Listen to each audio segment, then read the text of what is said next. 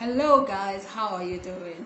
Welcome to another insightful edition of Fluently Speaking with BOLA. My name is Adeshui.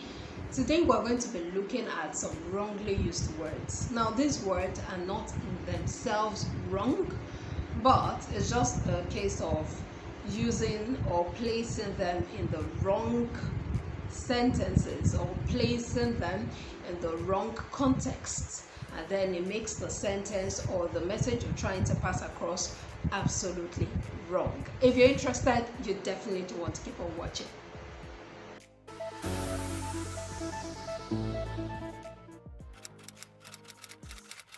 Number one, peak and peak.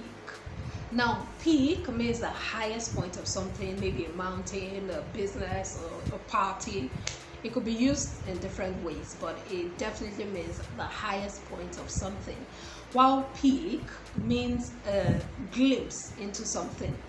So, to use that in a sentence, you could say the peak of the event was when the customers were given a sneak peek at the new product. So you see, peak, the highest point of the event, was when customers were given a glimpse into the new product. So although they sound alike, you don't want to confuse the two, especially when writing. You can see they have different spellings. The peak, which is a glimpse, has two E's, while the peak, which is the highest point of something, has one E and an A. Now, I still hear a lot of people say installmentally. Installmentally is actually wrong. What you should say is by installments. Installmentally is not even in the dictionary. What you would find is installment. So when you're talking about paying bit by bit, say for instance, you want to pay your school fees in bits instead of paying the lump sum, or you want to pay house rent in bits instead of paying in a lump sum, what you would say is let us pay, or we would like to pay by installment and not installmentally. Now let me state here that this was inspired by Udoka Obigbo. So big ups to you, Udoka. Thank you for, sometimes I really do not know what to talk about, so I just try to get ideas from my friends, and Udoka was really helpful in this regard. Thank you so much, Udoka. Okay, so the next one we're going to be talking about is inflammable and flammable. Now I know that this can be confusing because when you hear in, when the prefix in is added to a word, it connotes a negative effect. But in this regard, inflammable and flammable mean the same thing. It means something that can catch fire.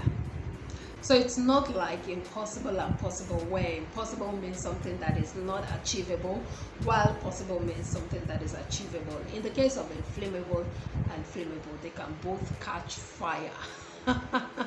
Next, criteria and criterion. Now, criterion is the singular, while criteria is the plural. So do not confuse the two. When you're talking about multiple requirements or standards, you use criteria. But when you're talking about just one standard or just one requirement, then what you should say is criterion. So to avoid the confusion, you could use standards, requirements, or prerequisites, depending on the context. Okay, I know it would take a while, or it would take some time for you to get used to some of these adjustments or some of these changes, but as it is with every other thing, change takes time. So just give it time and keep practicing. Next, commonly confused words, impart and impact. Impart, impact. Now, when you're talking about impart, you're talking about giving or bestowing. Yesterday's meeting left me imparted with so much wisdom.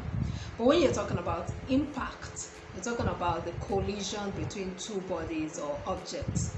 For instance, the accident had a huge impact on the car.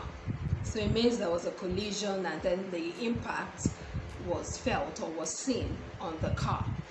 Another wrongly used word is irregardless. I've talked about this in several of my videos, but I still hear a lot of people use it, and I guess that's confusing because when you open the dictionary, you find irregardless. Now note that irregardless wasn't a dictionary word before now, but over time, as it found its use, a lot of people started using it, and then it was included in the dictionary. Now, the fact that it's in the dictionary doesn't mean it is absolutely correct.